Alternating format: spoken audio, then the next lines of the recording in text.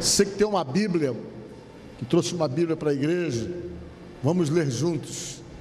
Abra a Bíblia no livro de Efésios, capítulo 5, versículo 22 em diante. Uma mensagem que tem um título assim: o lar cristão, marido e mulher. Amém? Quem já achou, diga amém.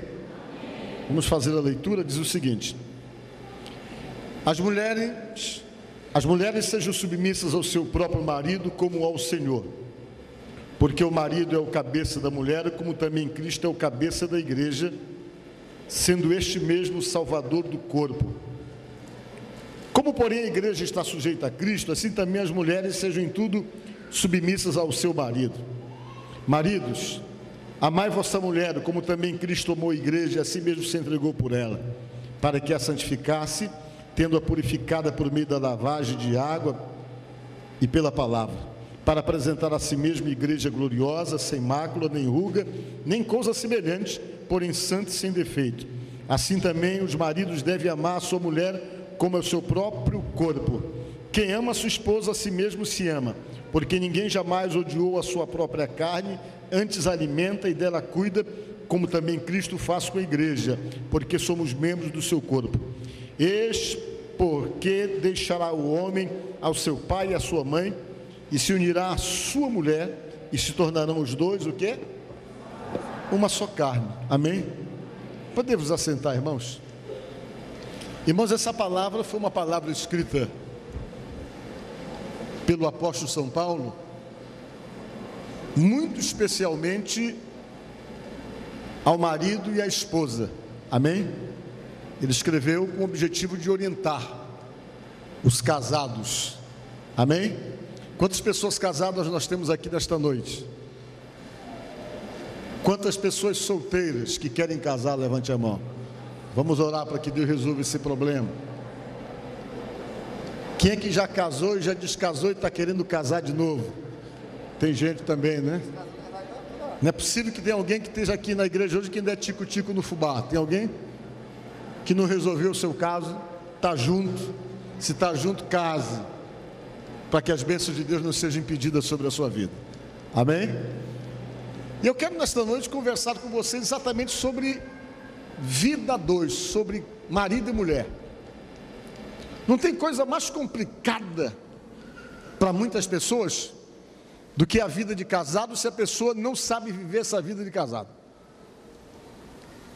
Às vezes o que é um sonho para algumas pessoas pode se tornar um pesadelo, dependendo de como essas pessoas estabelecem regras dessa convivência, desse relacionamento. Para vocês terem uma ideia, as pesquisas falam que cada vez mais aumenta o número de pessoas que casam no Brasil. Eu estava lendo um dia desse na revista Veja.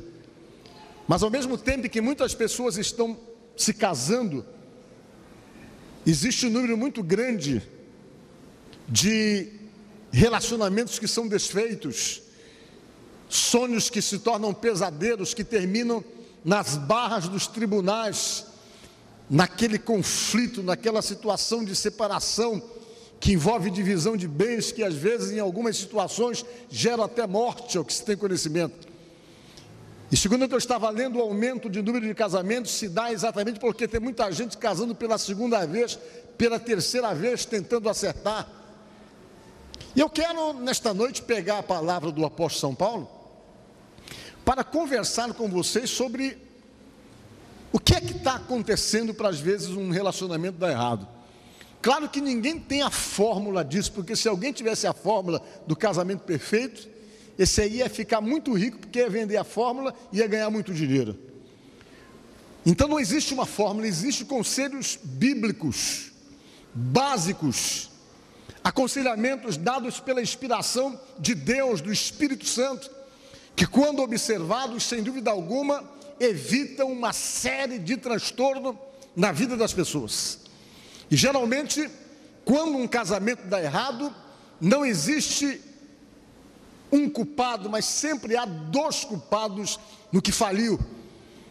E é necessário então nós observarmos muito o que Deus fala através da sua palavra e pegarmos como orientação para ser então aplicada no dia a dia, porque somente aplicando os direcionamentos dados por Deus na inspiração do Espírito de Deus, é possível então se viver junto até que a morte nos separe, que é a máxima falada em qualquer casamento, que sempre se fala, porque sempre é o desejo daquele que está casando e o desejo daquele que está fazendo o casamento, que as pessoas permaneçam casados até que a morte vos separe.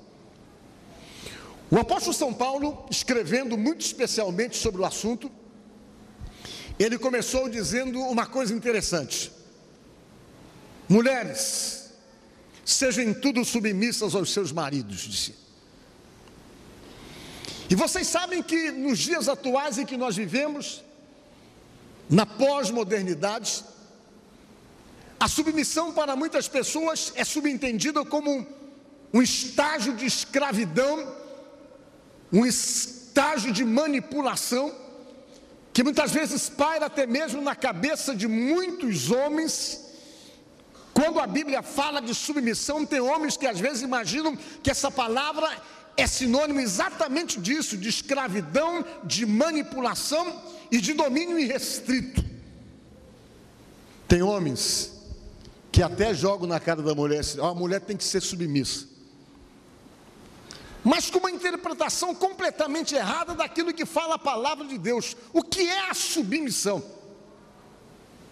A submissão é reconhecer, acima de tudo, a autoridade do homem dentro de casa, reconhecer como ele é a pessoa mais forte da casa, tem um poder para determinadas decisões.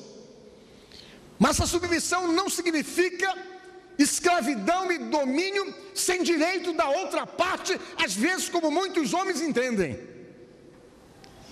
E a compreensão de muitos homens com respeito à submissão para exatamente na ideia de que ele pode tudo.